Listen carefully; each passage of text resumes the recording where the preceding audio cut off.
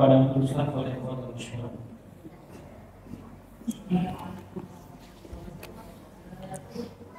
Bismillahirrahmanirrahim. Assalamualaikum warahmatullahi wabarakatuh.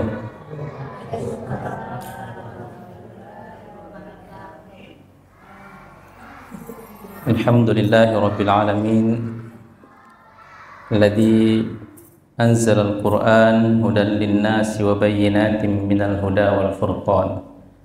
Asyhadu an la ilaha illallah wahdahu la syarika lah wa asyhadu anna Muhammadan abduhu wa rasuluh. Allahumma salli ala sayyidina Muhammadin wa ala alihi wa ashabihi wa man tabi'ahum bi ihsanin ila yaumiddin, amma ba'd. Hadirin dan hadirat rahimakumullah, alhamdulillah senantiasa kita memanjatkan puji syukur kepada Allah Subhanahu wa taala. Kembali kita dipertemukan pada majelis yang semoga diberkahi oleh Allah Subhanahu wa taala, dan semoga senantiasa kita diberikan taufik dan hidayah untuk senantiasa melakukan kebaikan-kebaikan.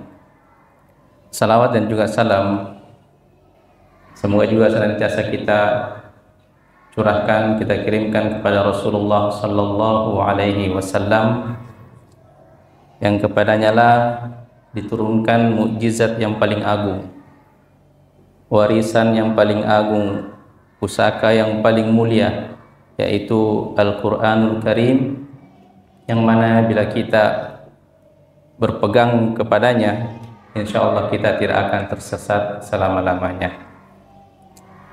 Bapak Ibu rahimakumullah, jadi ini adalah pertemuan kedua kita dalam majelis tafsir ya. Saya sudah lupa pertemuan pertama itu kapan, saking lamanya kita kembali dipertemukan dalam majelis kajian tafsir. Dan insya Allah pada malam hari ini kita akan membahas salah satu surah dalam juz Ammah atau surah terakhir dalam Al-Quran, yaitu Suratun Nas ya, surah An-Nas. Surah An-Nas ini termasuk surah Madaniyah. Kalau Bapak Ibu masih ingat ya, kalau sudah lupa ya maklum, karena sudah lama sekali kajian sebelumnya, yaitu surah Madaniyah adalah surah atau ayat yang diturunkan setelah Nabi Shallallahu Alaihi Wasallam hijrah ke Madinah. Dinamakan surah An-Nas karena terdapat beberapa kata An-Nas di dalam surah tersebut. Dan memang terkadang penamaan surah yang ada di dalam Al-Quran itu diambil salah satu kata yang ada di dalam surah tersebut ya. Seperti Al-Baqarah karena disebutkan kisah tentang sapi di dalamnya ya. Surah Al-Kafirun ya, karena ada kata-kata kafirun di dalamnya, dan lain sebagainya. Bapak Ibu rahmatullah subhanahu wa ta'ala, di antara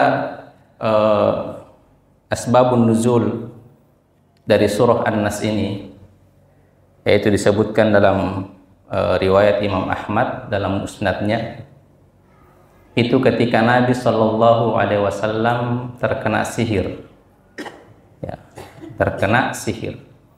Berarti Nabi juga terkena sihir, Ustaz ya, sesuai kehendak Allah Subhanahu wa ta'ala. Jadi ada memang ahli ilmu yang menolak hadis tersebut, riwayat tersebut, karena mempertanyakan bagaimana mungkin seorang nabi itu bisa terkena sihir ya. Berarti tidak dijaga oleh Allah Subhanahu wa ta'ala. Tapi hadis ini hadis sahih ya. Di antara hikmahnya mungkin adalah agar kita bisa mengambil pelajaran dari kisah atau dari kejadian terkenanya Rasulullah Sallallahu Alaihi Wasallam terkena sihir. Dan itu tentunya tidak mengurangi kesempurnaan atau kemaksuman Nabi Shallallahu Alaihi Wasallam. Contoh juga misalnya peristiwa ketika kita belajar tentang fikih sujud sahwi, ya. Kan Nabi lupa, ya. Tentunya itu bukan suatu aib, tidak menunjukkan kekurangan atau terjaganya Nabi Shallallahu Alaihi Wasallam. Jadi ada hikmah-hikmah di balik kejadian yang terjadi pada diri Rasulullah Shallallahu Alaihi Wasallam. Jadi Nabi terkena sihir, ya. Tentunya dengan izin Allah Subhanahu Wa Taala. Dan ketika Nabi terkena sihir, itu efek daripada sihir yang mengenai beliau Sallallahu Alaihi Wasallam adalah beliau itu selalu berhalusinasi. Dan seakan-akan beliau itu melakukan sesuatu, padahal beliau tidak melakukan apa-apa. Seakan-akan beliau merasakan mendatangi istrinya, menggauli istrinya, tapi pada hakikatnya tidak melakukan apa-apa. Itulah diantara bentuk sihir yang menimpa Rasulullah Sallallahu Alaihi Wasallam. Turunlah dua malaikat, yang satu berada di dekat kepala beliau dan satunya berada di dekat kaki beliau Sallallahu Alaihi Wasallam.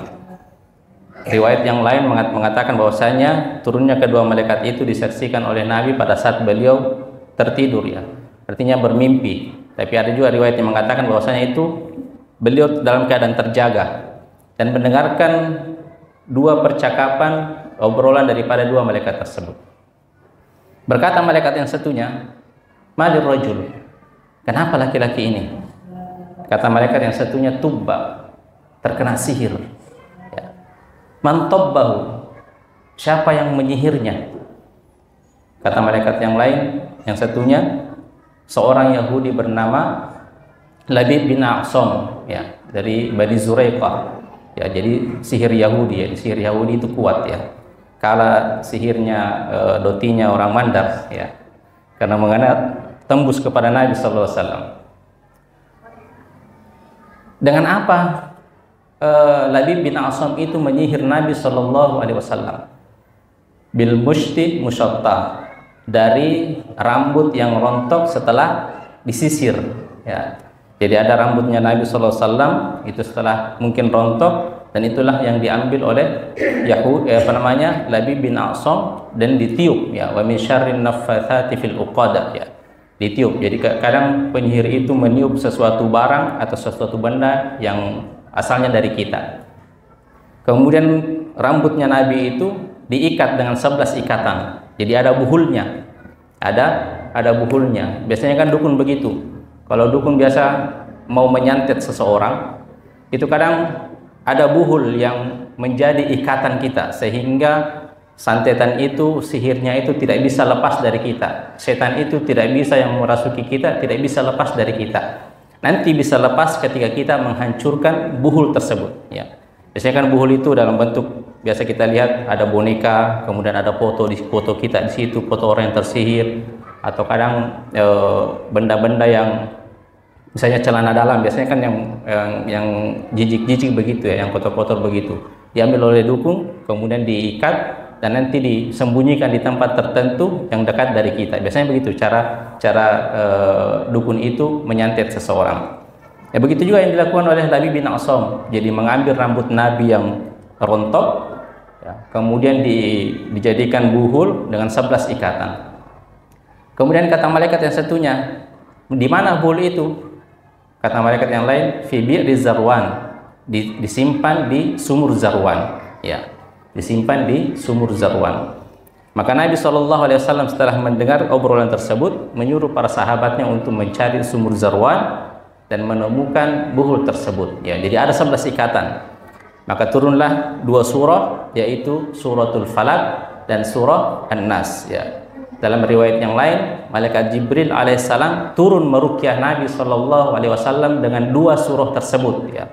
Karena ada jumlahnya itu ada 11, ya. Qul a'udzu birabbil falaq min syarri ma khalaq wa min syarri ghasikin idza waqab wa min syarri naffatsati fil 'uqad wa min syarri hasidin idza hasada. Qul a'udzu birabbin nas malikin nas ilahin nas min syarril waswasil khannas alladzi yuwaswisu fi sudurin nas minal jinnati wan nas. Ada 11 ayat, ya. Jadi tiap dibacakan satu ayat terlepas satu buhul, satu ikatannya. Dibaca lagi satu ayat sampai 11 ayat, maka terlepaslah semua buhul yang dipakai untuk menyihir atau menyantet Nabi Shallallahu Alaihi Wasallam. Ya. Jadi makanya dua surah ini disebut dengan al-muawwidatain, ya, dua surat perlindungan, ya.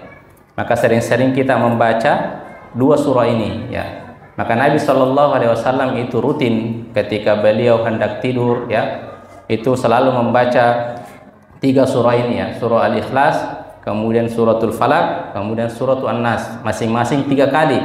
Dan setiap beliau membaca suratul Ikhlas 3 kali, beliau membentuk tangannya seperti ini, selesai membaca Al-Ikhlas 3 kali, meniup, kemudian itu membaca suratul Falaq 3 kali, kemudian meniupkan kepada tangannya.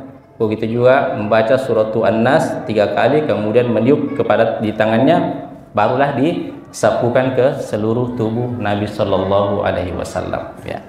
Jadi itu diantara amalan beliau, ya. Perlu kita untuk mengikuti apa yang diamalkan atau dilakukan oleh Rasulullah Shallallahu Alaihi Wasallam.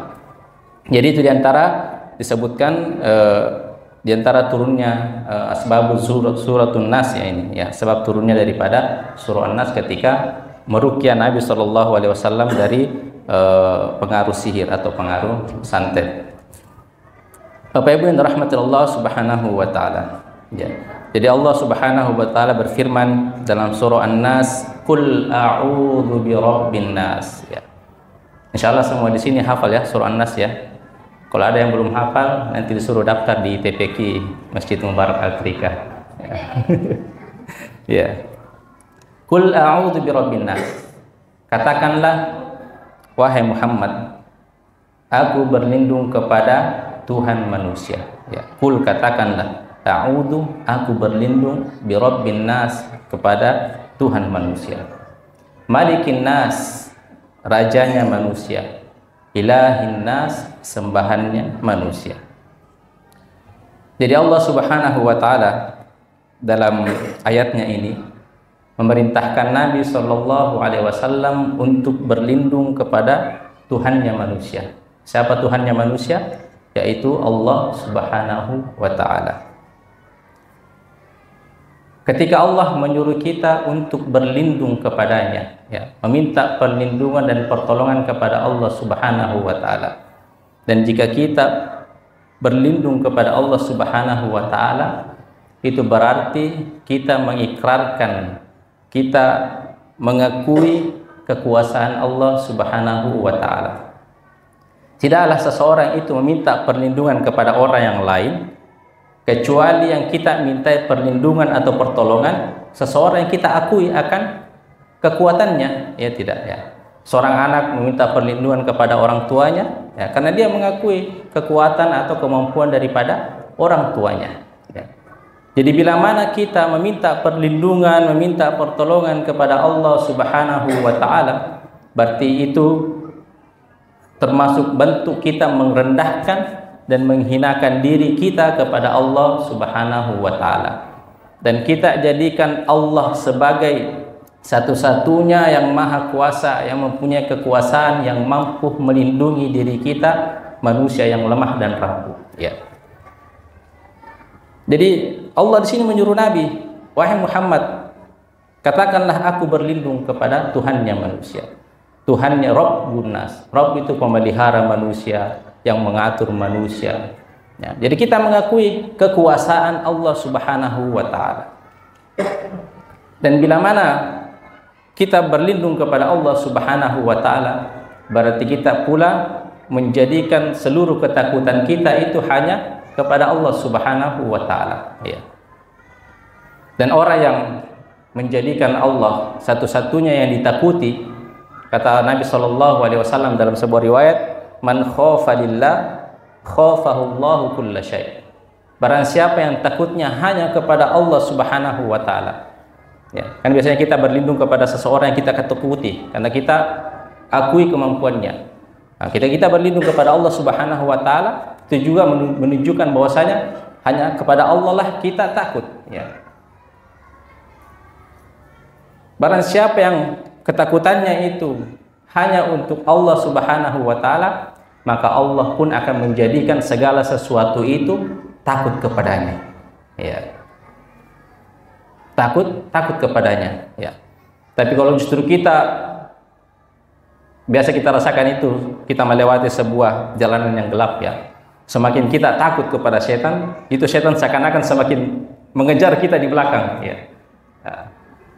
Makanya disebutkan fazaduhum rahaqa, ya. Seseorang yang wa annahu kana rijalun minal insi ya'uduna birijali minal jinni fazaduhum rahaqa. Tidaklah seseorang itu meminta pertolongan kepada jin, justru jin itu nanti akan semakin menambah ketakutan pada dirinya, ya. Dan begitulah biasanya sugesti, ya, seseorang yang kalau saya tidak pergi di kuburan ini atau di pohon ini mengalirkan darah, itu akan sakit keluarga saya, ya. Semakin kita meladeni daripada ketakutan kita terhadap jin, jin akan semakin menambah ketakutan kita pada dirinya, ya. Tapi bila mana kita jadikan ketakutan kita hanya kepada Allah, kita berlindung hanya kepada Allah, apa kata Nabi, khafahullahu kulla syai', maka Allah jadikan segala sesuatu itu akan takut pada dirinya, ya. Umar bin Khattab radhiyallahu anhu, itu dia disebutkan oleh ulama, ya, terkait tentang fisik Umar bin Khattab. Umar bin Khattab itu di pipinya itu ada bekas hitam yang sampai mengalir di pipinya, ya. Pokoknya ada bekas hitam di pipi beliau. Itu disebabkan, kata para ulama, bikathratil buka, karena seringnya Umar bin Khattab itu menangis takut kepada Allah Subhanahu wa taala, ya. Itu, ya, ada bekas hitam di sini. Kalau kita biasanya ada bekas hitam ini di sini karena jerawat batu yang tidak sembuh-sembuh, ya. Hitam di sini, ya. Bukan karena banyak menangis. Tapi Umar bin Khattab yang terkenal tegas, ya, pemimpin yang tegas, yang ditakuti oleh orang-orang, tapi beliau di hadapan Allah Subhanahu wa taala sering merendahkan diri, menangis terhadap Allah Subhanahu wa taala. Dan mungkin karena itulah disebutkan oleh Nabi sallallahu alaihi wasallam, itu setan kalau misalnya Umar bin Khattab melewati suatu lorong dan setan melihat ada Umar di situ, setan itu lebih rela mencari jalan yang lain daripada harus berpapasan dengan Umar bin Khattab, ya. Saking takutnya setan terhadap Umar, ya. Terhadap Umar bin Khattab, disebutkan oleh Nabi dalam riwayat yang sahih, ya. Jadi itu, padahal Umar kan tidak melihat setan, tapi dengan begitu setan tetap takut untuk berhadapan dengan Umar bin Khattab, ya. Man khafa lillah, barang siapa yang menjadikan ketakutannya itu hanya kepada Allah, khafahullahu kulla syai', Allah pun menjadikan segala sesuatu itu takut kepadanya, ya. Dan itu turun, ya. Dan juga pernah terjadi kepada salah seorang ulama besar, ya, ulama salaf bernama Sa'id bin Zubair, ya. Sa'id bin Zubair. Sa'id bin Zubair ini salah satu ulama besar di zaman Hajjaj, ya. Salah seorang pemimpin zalim, ya.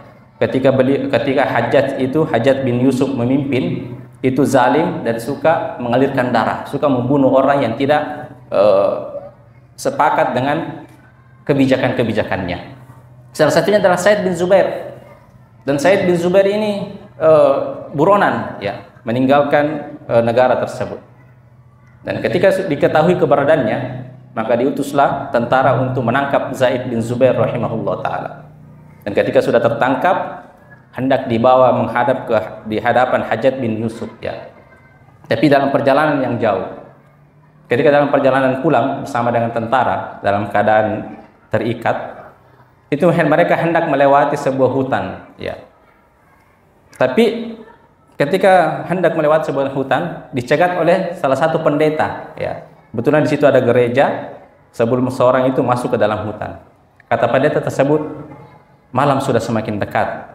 Bila kalian nekat untuk melintasi hutan tersebut, dan setiap malam akan ada selalu singa yang keluar di malam hari dan akan memangsa siapa saja yang berada di hutan, ya. Kata pendeta itu, nginaplah semalam saja di gereja ini dan lanjutkan perjalananmu pada esok harinya, ya. Tentara sepakat, yang menangkap Zubair sepakat untuk berlindung diri di kegelapan malam di gereja tersebut. Tapi Sa'id bin Zubair tidak mau, ya. Beliau takut kepada Allah Subhanahu wa taala menginap di tempat satu atap dengan kesyirikan, ya. Kan di gereja itu tempatnya orang-orang menyembah Yesus, ya. Dan Zubair tidak mau. Biarlah saya di luar, ya. Tapi kata tentaranya tidak. Nanti kamu akan melarikan diri. Kata Said bin Zubair, apakah kamu tidak percaya dengan saya? Ya. Tapi karena tentara itu tahu bahwa Zubair seorang yang soleh, ya, seorang yang ulama besar dan lain sebagainya. Akhirnya dibiarkanlah Zubair di luar, dan tidak masuk ke dalam gereja. Karena Zubair tidak mau satu atap dengan tempat yang dilakukan di dalamnya kesyirikan. Dan benarlah ketika malam hari, maka keluarlah singa yang disebutkan oleh pendeta tersebut. Tapi Zubair larut dalam zikirnya, ya. Dan ternyata singa itu tidak menerkam Zubair, bahkan duduk di samping Zubair sampai di pagi hari. Sampai di pagi hari. Nah, dan begitu singa itu tidak menerkam Zubair, Said bin Zubair, ya. Lagi-lagi karena Zubair lebih takut kepada Allah Subhanahu wa taala daripada harus takut kepada seekor singa. Man khafa lillah khafahu Allahu kulla syai'. Pada siapa yang takutannya itu hanya ditujukan kepada Allah, maka Allah akan menjadikan segala sesuatunya takut kepadanya, ya.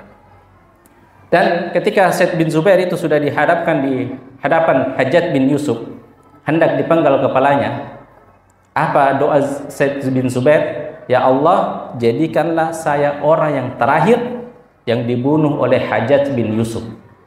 Dan betullah ketika Hajjaj bin Yusuf Said bin Zubair sudah dipenggal kepalanya oleh Hajjaj bin Yusuf, dan tidak lama berselang itu Hajjaj bin Yusuf pun meninggal, ya.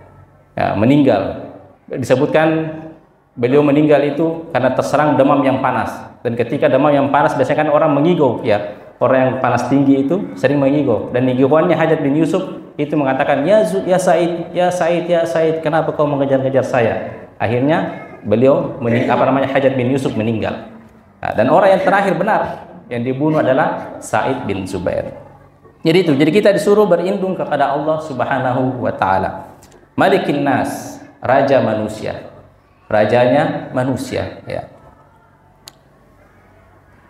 Allah adalah rajanya manusia. Raja yang kekuasaannya itu tidak terbatas oleh tempat dan waktu, ya. Raja di atas raja, ya. Nanti di hari kemudian Allah mengatakan, Anal Malikud Dajjal.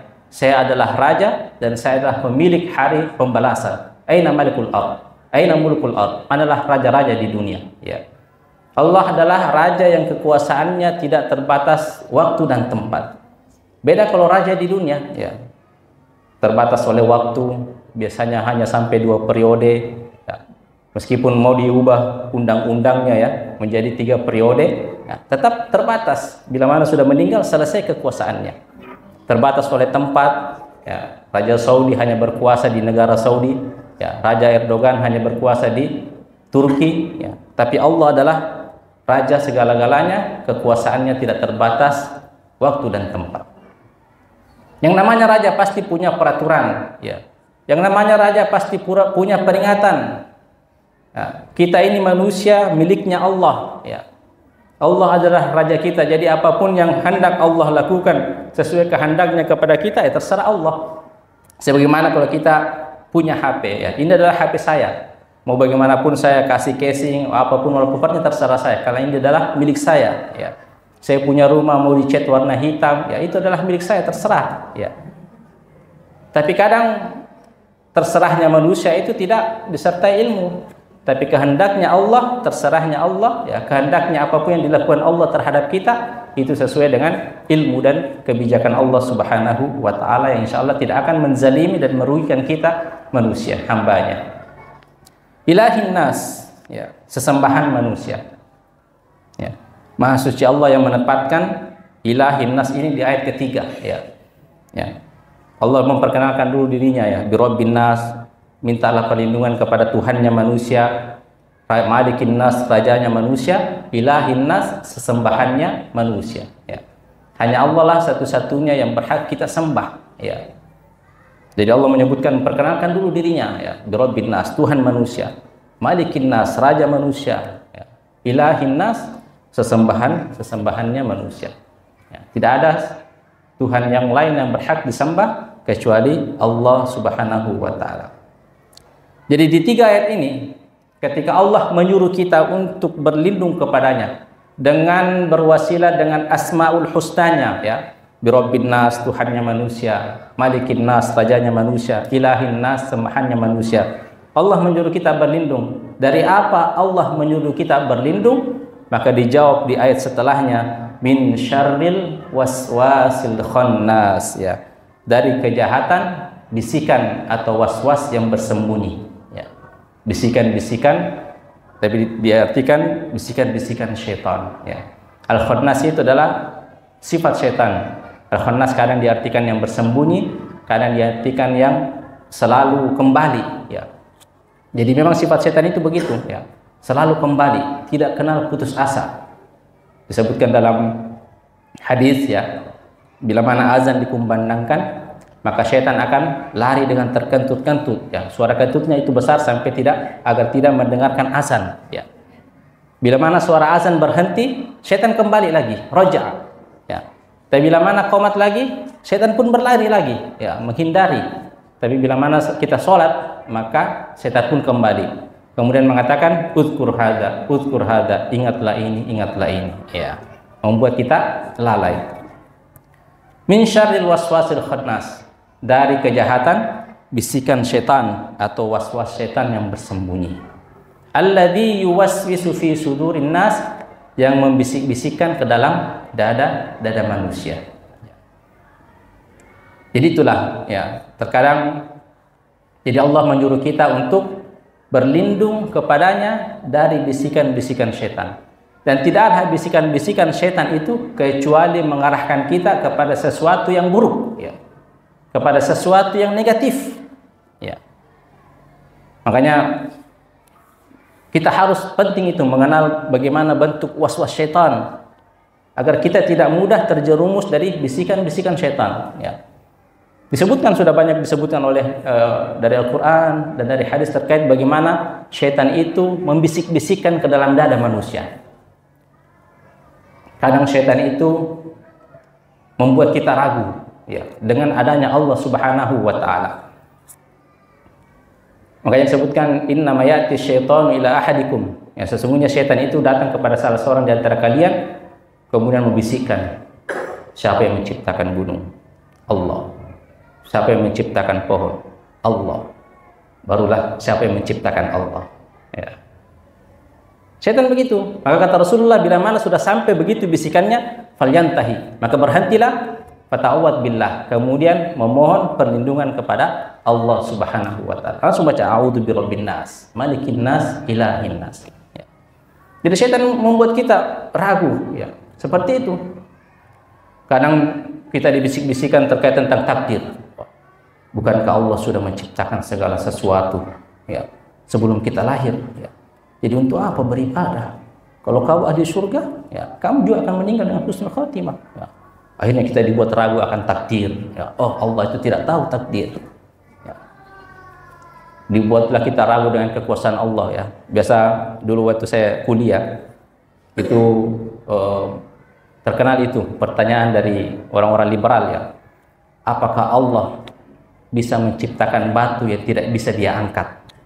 Nah, bisakah Allah menciptakan batu yang tidak bisa dia angkat? Nah, itu kerjaannya liberal, membuat kita ragu. Kalau kita katakan bisa, berarti Allah tidak bisa angkat, Allah tidak maha segala sesuatu, berarti, ya. Kalau kita bila katakan tidak bisa menciptakan, ya, Allah maha mencipta. Pokoknya begitulah. Fata'awad billah, maka berlindunglah kepada Allah. A'udzu birabbin nas. Ya.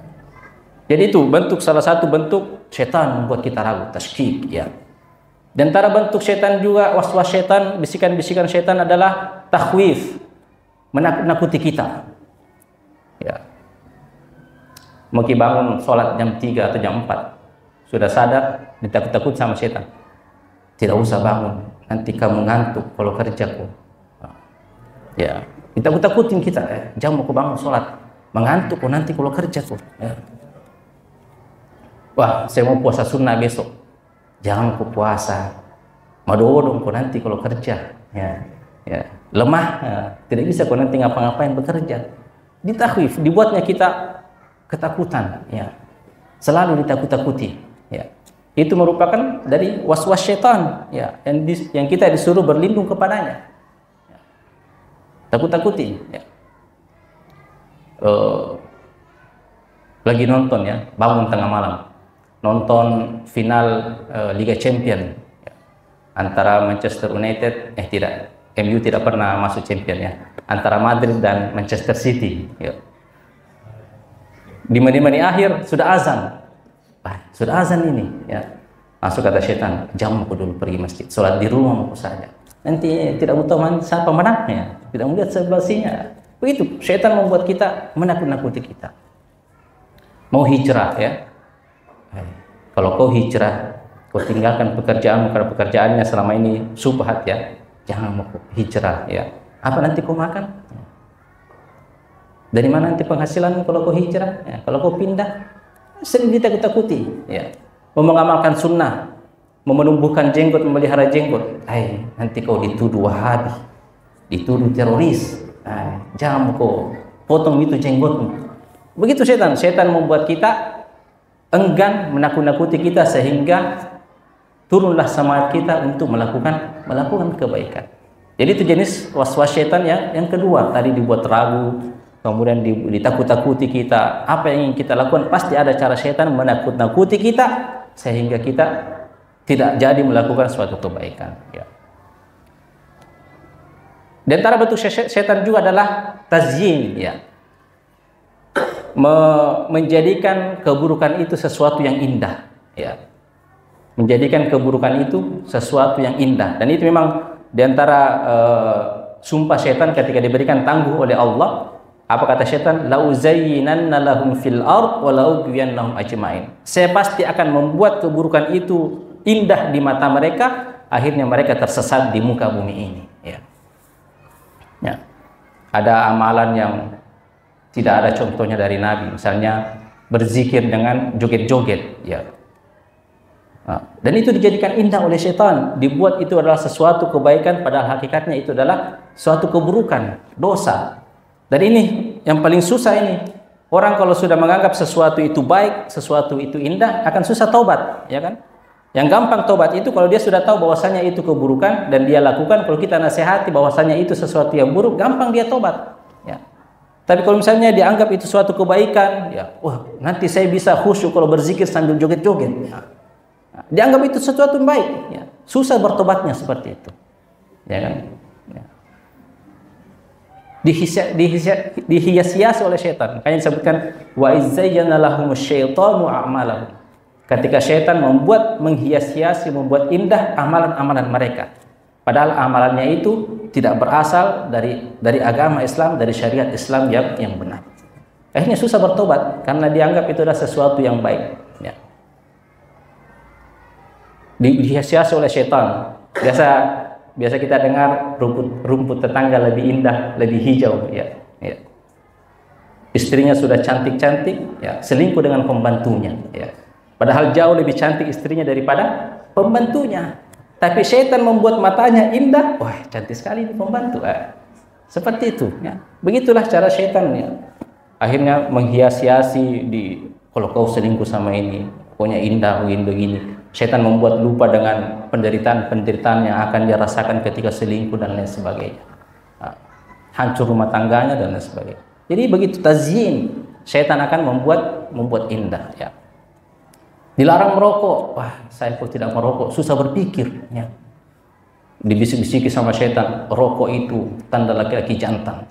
Apaan jantan? Bencong saja merokok. Ya. Jadi begitu, tazyin, ya, dibuat indah oleh syaitan. A'udzu birabbin nas, kita memohon perlindungan kepada Allah dari bisik-bisikan syaitan yang bersembunyi. Ya. Kemudian ada juga bentuk waswas syaitan adalah taswif, ya. Taswif, menunda-nunda, ya. Membisik-bisik dalam kita, jam aku dulu pergi sholat, ya. Itu ya, main Indonesia lawan Bahrain, ya. Sholat bisa nanti, ya. Ini Indonesia lawan Bahrain ini hari Kamis nanti, jam kita pergi taklim, ya. Hari Kamis nanti Indonesia lawan Bahrain, ya. Jam aku pergi taklim, ya. Masih ada Kamis depan. Akhirnya tidak jadi, ya, menunda-nunda, ya. mau mengaji, nanti pi mengaji ya, dan lain sebagainya. Dibisik-bisikan oleh syaitan, akhirnya tidak jadi melakukan sesuatu. Makanya kata ulama, at-taswifu jundum min junudi iblis. Selalu berkata nanti itu merupakan bala tentara daripada jin, daripada syaitan yang membuat kita menunda amal. Ya. Alarmnya sudah bangun jam 3, nanti pi, jam 4 pi, ya. Bunyi lagi jam 4, nanti pi, masih ada satu jam, setengah 5 pi. Akhirnya kebablasan. Ya. Jadi syaitan pintar sekali. Jadi syaitan itu sudah hidup ribuan tahun sebelum diciptakannya Adam. Jadi punya pengalaman untuk menjerumuskan atau membisik-bisikan manusia. Jadi makanya kata Ibnu Qayyim, ya, yang tadinya kita tidak ingin melakukan suatu keburukan, tapi karena ada syaitan, ya, syaitan yang membisik-bisikan, akhirnya ada kemauan, ada iradah untuk melakukan suatu keburukan. Ya. Jadi makanya Nabi bilang orang kejahatan tidak hanya ada niat dari pelakunya, tapi juga karena ada kesempatan. Ya. Lagi jalan-jalan, tadinya tidak ada niatnya untuk mencuri. Dia lihat rumahnya orang terbuka, dibisikilah oleh syaitan, masuk, tidak ada orang. Ya. Ada keinginan, ya. Seperti itu. Dari adanya keinginan, dibisik-bisiki selalu syaitan, akhirnya ada tekad, ya. Ada tekad, ya. Setelah ada tekad, kalau dia tidak lakukan itu akan merasa gelisah, ya. Begitulah. Syaitan itu akan selalu membisik-bisikan, menggoda kita. Yang tadinya tidak ada keinginan, ada keinginan. Dari tidak adanya keinginan dari adanya keinginan, kemudian ada tekad, ya. Berupaya kita mencari cara untuk bisa berhasil melakukan keburukan tersebut, ya. Kemudian dari itu dia gelisah kalau tidak, pokoknya harus kulakukan itu, ya. Seperti itu. Jadi kita harus memahami bagaimana cara syaitan menjerumuskan manusia dari was-was, ya, bisik-bisikan yang tersembunyi. Minal jinnati wan nas, dari jin dan manusia, ya. Yang disebutkan di sini ada dua, ya, ada dua pendapat, ya, terkait minal jinnati wan nas, dari jin dan manusia. Ada yang mengatakan bahwasanya yang dibisik-bisiki itu juga dari kalangan jin dan dari kalangan manusia, ya. Jadi otomatis jin kafir membisik-bisiki kepada jin muslim, ya. Tapi pendapat yang terkuat bahwasanya yang membisik-bisikan itu baik itu dari kalangan jin dan juga dari kalangan manusia. Jadi kadang yang membisik-bisikan kita itu, yang menggoda kita itu tidak hanya dari jin, tapi juga dari kalangan manusia, dari setan jin dan juga setan manusia. Ya, ada setan manusia, ada. Ya, sebagaimana Allah Subhanahu wa taala sebutkan dalam surah Al-An'am, wa kadzalika ja'alna likulli nabiyyin aduwan syayatinal insi wal jin. Ya. Demikianlah kami jadikan bagi setiap nabi itu ada musuh, ya. Ada musuh dari kalangan setan jin dan setan manusia. Yuhi ba'duhum ila ba'din zuhrufal qawli gurura, ya. Yang mana itu membisik-bisikan, ya, membisik-bisikan untuk selalu melakukan zuhruf, ya, perbuatan-perbuatan yang buruk, ya. Seperti itu. Jadi ada kalangan setan dari jin dan juga setan manusia, ya. Ya Bapak Ibu yang dirahmati Allah Subhanahu wa taala. Jadi begitulah Allah Subhanahu wa taala memerintahkan kita untuk berlindung kepadanya. Sering-sering membaca Qul a'udzu birabbin nas. Makanya di setiap kita selesai sholat, di antara zikir yang kita baca adalah surah Al-Ikhlas, surah Al-Falaq dan surah An-Nas. Ya. Dan juga kita di antara faedah daripada surah An-Nas, kata Nabi sallallahu alaihi wasallam, barang siapa yang membaca Qul a'udzu birabbil falaq dan Qul a'udzu birabbin nas setiap pagi dan sore hari, maka itu mencukupinya dari segala sesuatu, artinya melindunginya dari segala mara bahaya yang mungkin bisa menimpanya. Saya kira itu Bapak Ibu yang dirahmati Allah Subhanahu wa taala terkait penjelasan singkat daripada Suratun Nas, ya. Semoga ada manfaatnya. Kurang lebihnya mohon dimaafkan. Subhanakallahumma bihamdi asyhadu an la ilaha illa anta astaghfiruka wa atubu ilaik. Ya. Saya kira kalau tafsir tidak ada pertanyaannya. Baik, jemaah sekalian, itulah tadi penyampaian mengenai tafsir surah An-Nas yang biasanya kita baca lewat saja, bahkan surah yang sangat pendek yang begitu banyak manfaatnya jika dibaca di pagi dan sore hari, ternyata walaupun pendek tapi susah juga untuk dilaksanakan. Nah, itulah mahalnya sebuah hidayah. Ya, sama kita dulu di sini Bapak Ibu sekalian, banyak orang mungkin yang bisa berlari 1 jam sampai 2 jam tanpa henti, sampai 5 kilo, 10 kilo. Ada juga banyak orang yang bisa mendaki gunung sampai bermalam-malam, misalnya dia mendaki di pagi hari sampai di puncaknya, sampai sore atau malam hari dia mendaki gunung berjam-jam. Tapi kalau untuk duduk di majelis ilmu seperti ini setengah jam saja, padahal duduk, tapi susahnya minta ampun. Jadi itulah makna sebuah hidayah. Jadi banyak-banyak dibaca surah An-Nas dan surah-surah lain. Silakan Bapak Ibu sekalian yang mau bertanya mengenai pembahasan yang tadi, silakan jika ada yang ingin bertanya. Sambil nunggu mungkin seperti tadi disebutkan bahwa Rasulullah itu di ruqyah menggunakan surah An-Nas dan surah Al-Falaq. Sebenarnya bagaimana ini hukum ruqyah, Ustaz? Karena saya juga pernah dengar bahwa salah satu golongan yang masuk surga tanpa hisab adalah orang yang tidak pernah melakukan tiarah, tatayur seperti tiarah, kemudian tidak pernah meminta untuk diruqyah dan tidak pernah melakukan pengobatan dengan kain, yaitu menggunakan api pada dasarnya. Sebenarnya bagaimana hukum ruqyah, Ustaz? Apakah boleh, makrukah, atau sebenarnya dihindari atau bagaimana? Iya. Jadi yang dimaksud hadis itu bahwasanya akan masuk surga tanpa hisab bagi orang yang tidak melakukan ini, salah satunya adalah ruqyah. Tapi yang dimaksud keterangan para ulama adalah meminta untuk diruqyah, ya, meminta untuk diruqyah. Itu yang masuk dalam golongan terkait daripada hadis itu, ya.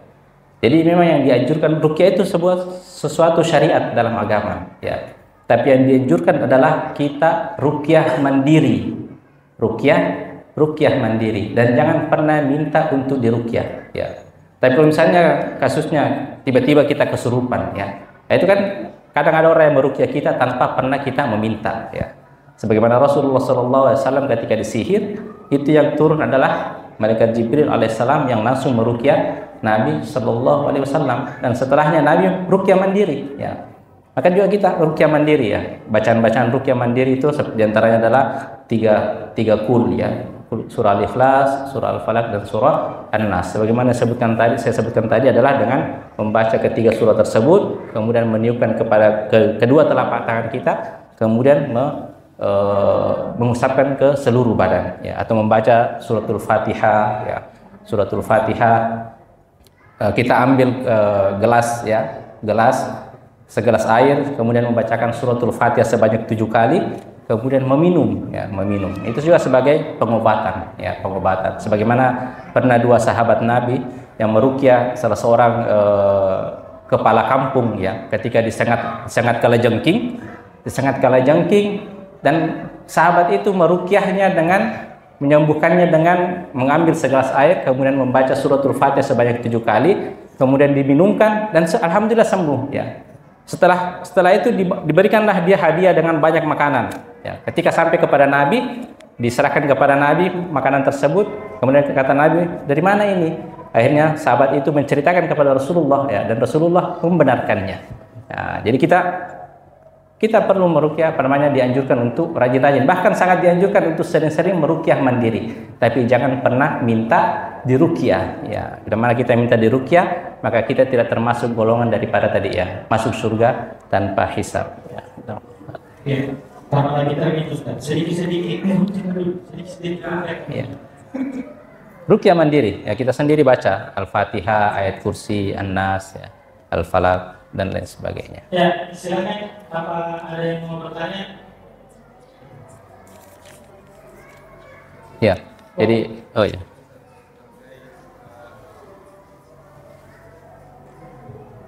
Demikian bukannya sepertinya tadi dikatakan bahwa surah An-Nas itu Madaniyah, tapi saya tidak Al-Quran itu Iya. Iya. dan beberapa surah yang lain berbeda. Begitu.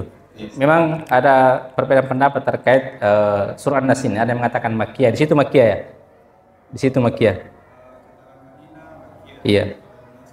Madaniyah. Sama di sini Madaniyah. Memang ada, tapi pendapat yang terkuat bahwasanya Madaniyah. Karena dikaitkan dengan hadis yang bahwasanya Nabi terkena sihir, dan tidaklah Nabi terkena sihir kecuali satu kali, dan itu ketika beliau berada di Madinah, ya. Nah, di Madinah dikaitkan dari situ, dan ini bersamaan dengan suratul Falaq turunnya, ya.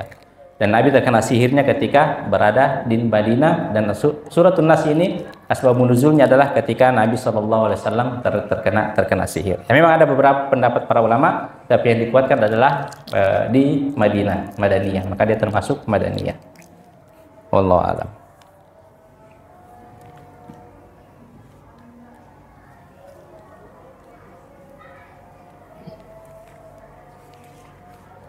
Ya, Ustaz, ini ada pertanyaan dari jemaah di TikTok. Jadi pertanyaannya, bagaimana kalau meruqyah anak-anak sendiri, Ustaz? Itu pertanyaannya. Bagaimana kalau kita meruqyah anak-anak kita sendiri? Ya. Ya, jadi jamaah TikTokiyah, ya, rahimahullah, yang dirahmati Allah Subhanahu wa taala. Jadi bagaimana meruqyah anak kita sendiri? Ya, kita bacakan, ya.